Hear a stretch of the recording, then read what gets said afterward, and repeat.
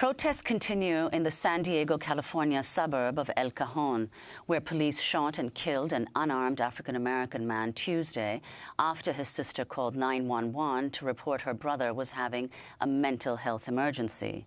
Eyewitnesses in El Cajon said 38-year-old Alfred Olango was holding his hands up when he was tased by one police officer and then fired on 5 times by another officer. Olango was a 38-year-old father of 2 and a Ugandan refugee who moved to the San Diego area 20 years ago. In a dramatic video posted to Facebook, a woman named Rambi Mawewa begins filming moments after Olango is shot dead. In the background, Olango's sister is heard crying over the death of her brother. Okay, so the police did it again, y'all. They shot another unarmed black person, as usual. And the lady is saying she called them for help not to kill her brother, and they shot her brother. In the video, Alfred Olango's grieving sister is seen tearfully confronting police. She tells them, "I called you to help me, but you killed my brother." Guys, why couldn't you tase him? Why couldn't you guys tase him? Why? What's his birthday so they can find his information? Why couldn't you tase him? I told you he's 6, and you guys shot him. The sister of Alfred Olango can be heard in the video saying, quote, "I called 3 times for them to come help me. Nobody came. They said it's not priority," end quote. Police scanner audio at the time of the shooting reveals officers knew they were responding to a so-called 5150 call or a mental health emergency. It does not appear that officers dispatched a psychiatric emergency response team. El Cajon Police Chief Jeff Davis acknowledged it took officers 50 minutes, that's 50 minutes, to respond to the 911 call of Olango's sister. He said there was no weapon found at the scene of the killing. Chief Davis disputed witness accounts that Olango had his hands in the air, saying the man pointed an object at an officer with both hands as if to fire a handgun.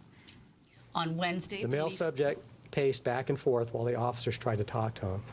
At one point, the male rapidly drew an object from his front pants pocket, placed both hands together on it, and extended it rapidly towards the officer, taking what appeared to be a shooting stance, putting the object in the officer's face. At this time, one of the officers with the taser discharged his taser in an effort to subdue the subject. Simultaneously, the officer who had the object pointed at him discharged his firearm, striking the male. On Wednesday, police confirmed Alfred Olango did not have a gun. The object he pointed at police was a 3-inch-long silver e-cigarette. The shooting is just the most recent in a string of police shootings of primarily men of color with mental illness or disability.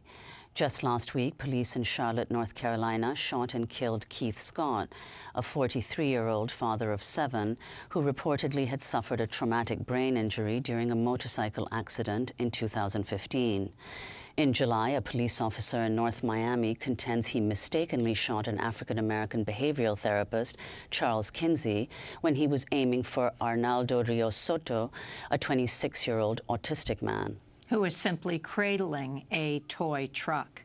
In addition to concerns over the El Cajon Police Department's response to what was a mental health crisis, questions are being raised about El Cajon police officer Richard Gonsalves, who's been identified as the shooter, the officer who fatally shot Olango. Last year, Gonsalves was sued for sexual harassment after making lewd propositions and texting explicit photos, naked photos of his private parts, to his subordinate officer. He was demoted to officer from sergeant. Gonsalves was just served with a second suit in August of this year after the harassment continued. Well, for more, we're joined by 2 guests. Dan Gillian is the attorney for the family of Alfred Olango and also represents Officer Christine Greer, the plaintiff in the sexual harassment lawsuit against Gonsalves. Christopher Rice Wilson is also with us, Associate Director at Alliance San Diego. We welcome you both to Democracy Now! Dan Gillian, let's begin with you. Explain what took place. You're the lawyer for Alfred Olango's family.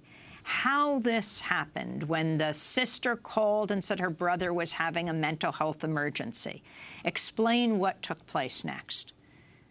Well, you know, there's a lot of facts that we just don't know right now, and that's one of the problems that I have with the way that the City of El Cajon and the police department is handling this. There is a video available.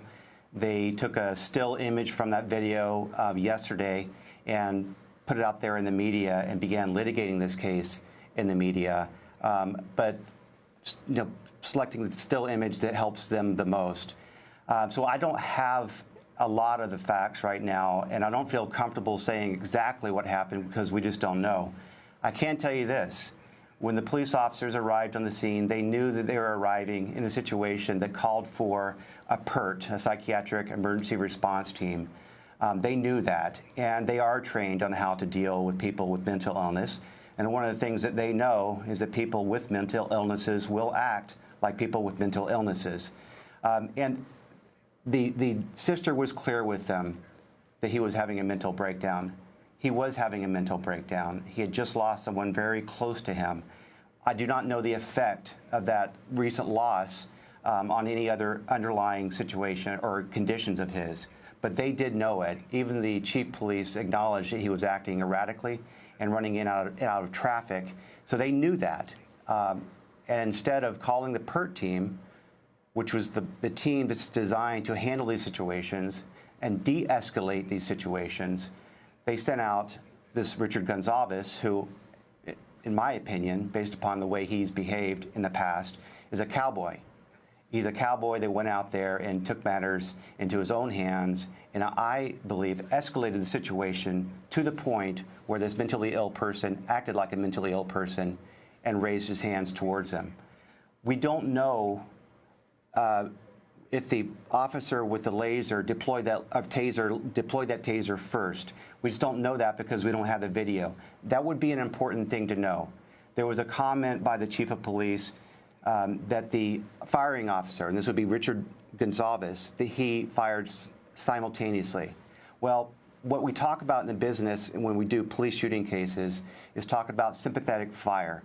And the police departments are taught how not to have situations like this result in a death as a result of sympathetic fire. And what happens is, oftentimes, when a taser goes off, it creates a loud noise, and other officers who have their weapons drawn will fire.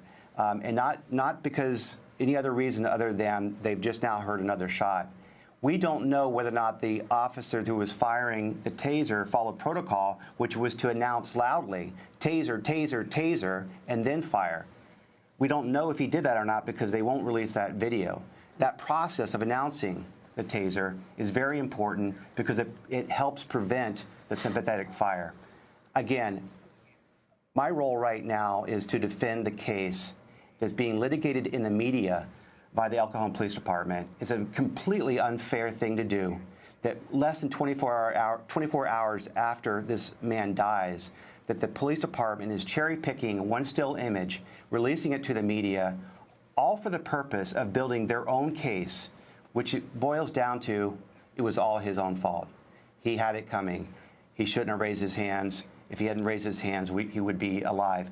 I don't believe that the facts bear that scenario out all that well, but we just don't know yet.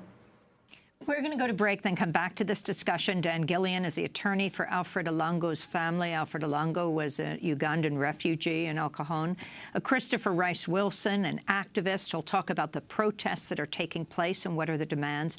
And we'll be speaking with John Snook, who is with Treatment Advocacy Center, about mentally ill people and how the police should deal with them. Stay with us.